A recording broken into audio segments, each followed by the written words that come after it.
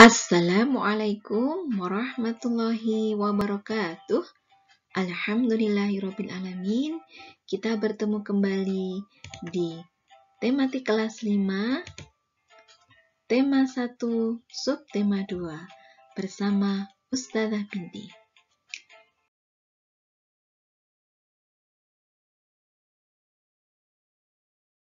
Bismillahirrahmanirrahim. Dan kita dengarkan surat Al-Mu'min ayat 14.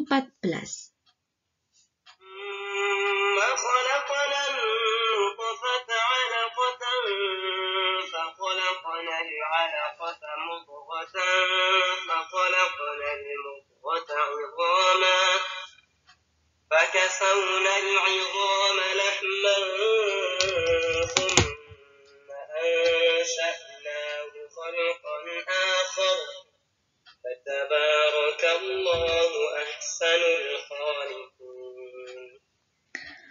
Maha suci Allah, pencipta yang paling baik, Masya Allah. Dari air mani, kemudian dijadikan segumpal darah, lalu dijadikan segumpal daging, dari segumpal daging dijadikan tulang belulang, dan dari tulang belulang itu kemudian dibungkus dengan daging. Maha benar Allah dengan segala firman-Nya.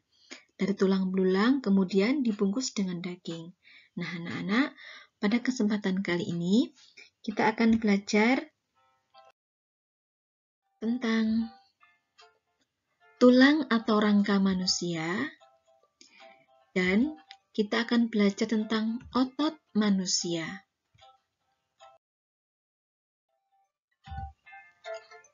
Rangka atau tulang manusia sebagai organ gerak memiliki fungsi sebagai alat gerak yang pasif. Jadi rangka atau tulang itu sebagai alat gerak yang pasif. Dan rangka atau tulang dapat bergerak hanya jika dibantu oleh otot. Bagian-bagian dari rangka. Kita baca sama-sama ya. Ada tengkorak, ada tulang selangkang, ada tulang belikat, kemudian tulang pengumpil, tulang hasta, ada tulang telapak yang ada di telapak tangan, ada tulang jari tangan, kemudian tulang keris yang ada di betis, tulang betis di betis juga, kemudian tulang pergelangan kaki.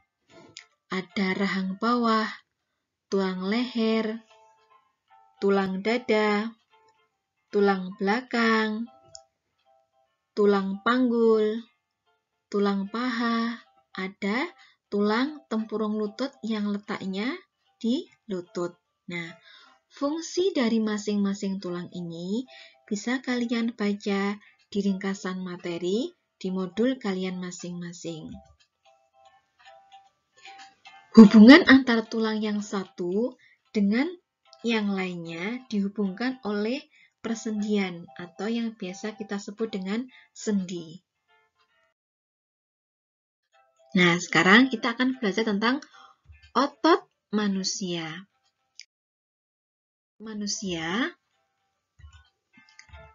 Otot manusia merupakan alat gerak dan dapat bergerak karena adanya sel otot. Fungsi dari otot manusia untuk menjalankan dan melaksanakan kerja, misal berjalan, memegang, mengangkat, menggerakkan jantung, dan mengalirkan darah. Itu semua adalah fungsi dari otot manusia.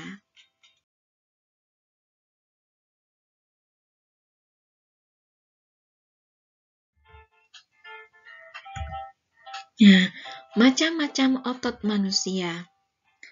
Yang pertama adalah otot polos. Otot polos ini terletak pada organ dalam. Biasanya berada pada bagian usus, saluran peredaran darah, otot di saluran kemih. Kemudian ada otot lurik. Otot lurik ini melekat pada rangka atau tulang manusia. Kemudian otot jantung. Otot jantung terletak di dalam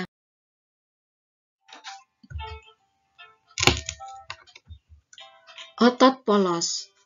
Otot polos, otot yang bekerja tanpa kesadaran yang dipengaruhi oleh sistem saraf tak sadar atau saraf otonom. Ciri-ciri otot polos bisa kalian baca di ringkasan materi di modul kalian masing-masing. Otot lurik. Otot yang menempel pada rangka tubuh manusia yang digunakan dalam pergerakan. Ciri-ciri otot lurik juga bisa kalian baca di ringkasan materi di modul kalian masing-masing. Kemudian otot jantung. Otot yang bekerja secara terus-menerus dan berfungsi dalam memompa darah ke seluruh tubuh. Otot jantung ini bekerja terus-menerus tanpa istirahat dan terletak di dalam jantung. Ciri-ciri otot jantung juga bisa kalian baca di ringkasan materi di modul kalian masing-masing. Macam-macam gerak otot. Gerak otot ini bisa kalian lakukan dan bisa kalian latih agar otot kita semakin kuat, sehingga organ-organ dalam tubuh kita bisa berfungsi secara normal. Nah, bagaimana cara dan merawat otot? Cara merawat dan menjaga otot itu yang pertama adalah dengan melakukan peregangan. Bisa dilakukan sebelum kita melakukan olahraga. Dan olahraga rutin, misalnya berjalan, kemudian senam. Cara merawat dan menjaga otot yang kedua, dengan memenuhi kebutuhan cairan tubuh.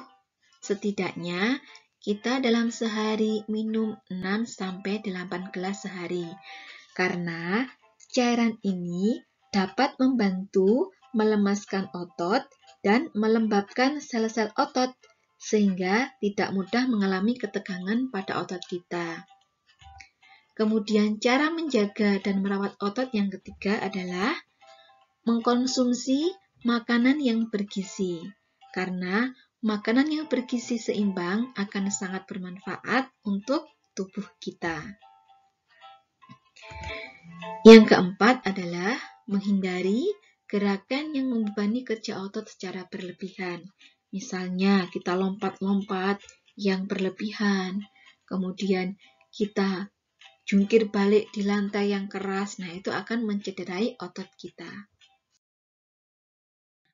Kita sudah belajar tentang rangka atau tulang manusia dan otot manusia.